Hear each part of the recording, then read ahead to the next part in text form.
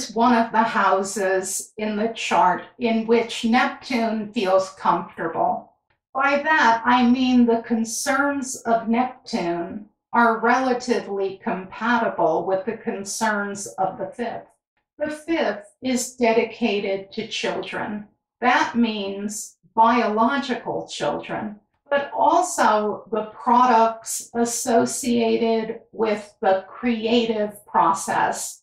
A biological child and a brain child have something in common, and that commonality speaks to the meaning of the fifth house. Your children are a part of you.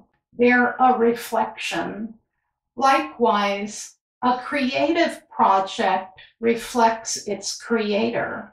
The inner process of the artist is impressed upon the art. So we've established that the fifth is the house of creation and procreation. It's not, however, the house of parenting. The fifth is devoted to amusement, which means it excludes all the hard work that's required in raising a child. Let's touch on the next major factor in the fifth, and that's a part of the psyche we refer to as the inner child. This is a kind of fountain of youth, a divinity that exists within each and every one of us. This part of the mind loves to play with abandon and express from the heart. Now, this part of the psyche can be frozen by trauma and crushed almost completely, but it can never be extinguished. Sometimes you have to do an extensive excavation, but you can always bring the inner child back from the brink. And there is an association here because the state of your inner child has an influence on how you feel about both children and your creativity. Finally, in the fifth, we find play. That includes all forms of recreation and amusement and games, including speculative activities such as gambling. What are we likely to find when Neptune inhabits this house? Neptune's themes are the same here as they are in every other house. They include suffering, sacrifice, disappointment, love, artistry, beauty, formlessness, and transcendence. Let's start with Neptune's effect on children. Neptune is famous for creating blind spots and a tendency to be distracted. So Neptune in this house is known for accidental pregnancies or unusual, freakish conceptions.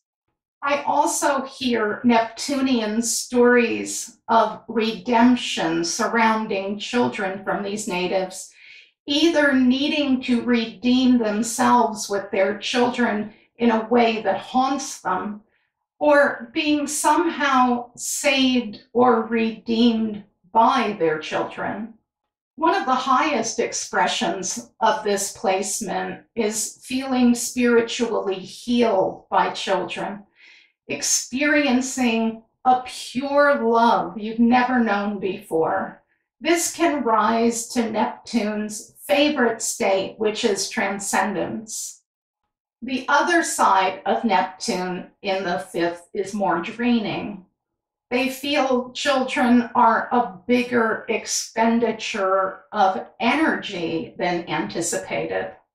As an outer planet, Neptune brings oceanic energies that are difficult to manage. So these natives may feel that they didn't really know what they were getting into when they reproduced. This is usually because their children are somehow more dependent than is customary. Neptune is the dreamy planet of illusion. So it's common for Neptune here to idealize their children as well. Here you see the cleansing power of Neptune. These natives clean and scrub the behaviors of their child, and they see the ideal rather than the actual person.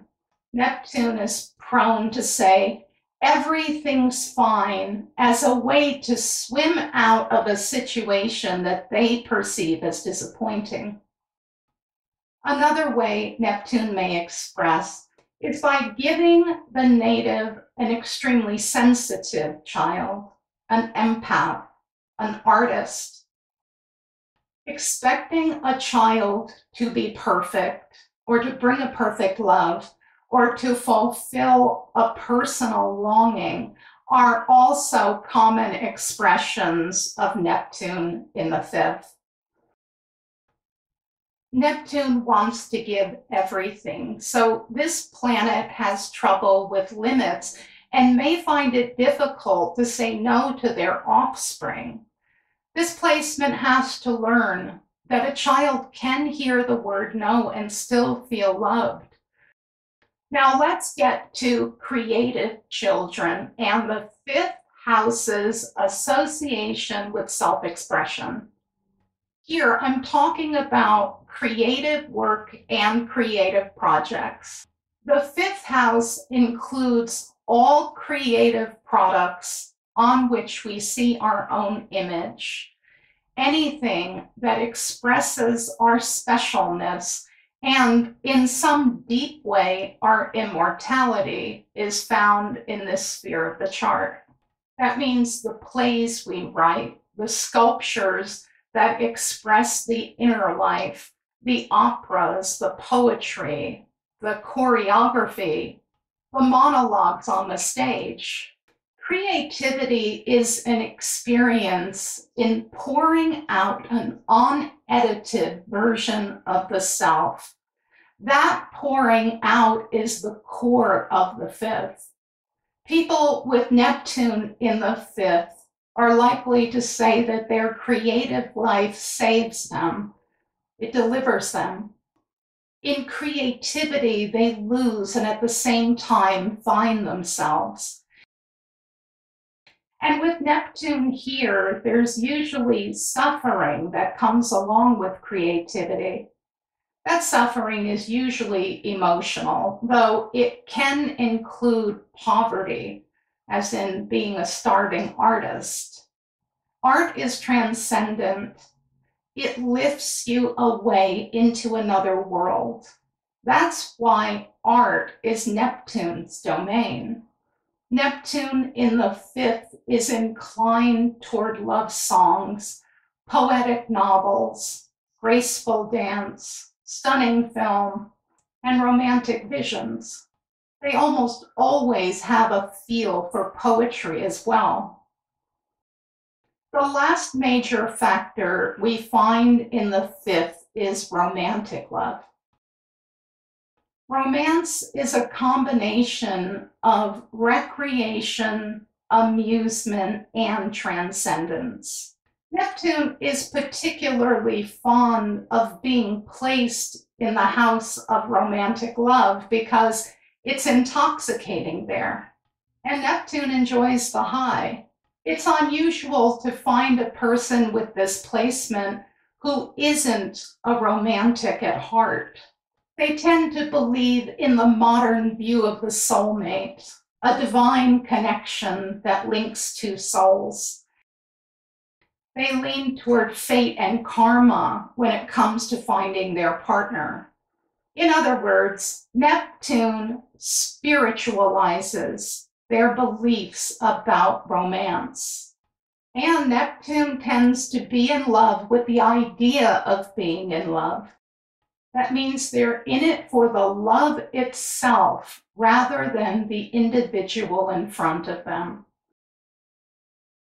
Neptune is prone to unattainable ideals as well. Especially in youth, when they have the energy to do it, you find this placement chasing after the love object they can't have and can only long for. This placement tends to like the beginning of love, when they and the other person are both glowing with perfection. Neptune gets a glimpse of divinity this way. But Neptune in the fifth finds it difficult to make clear-eyed decisions about lovers. Idealization abounds. That means there's a gap between the dream of the partner and the reality of the partner. It's very easy for Neptune in the fifth to fall in love with a person's potential rather than the individual before them. Is this confusing? Yes. Neptune always is. But on the positive side, this is the most seductive and the most playful position in the entire zodiac. It has no boundaries. So when romance is going well, nobody enjoys it more.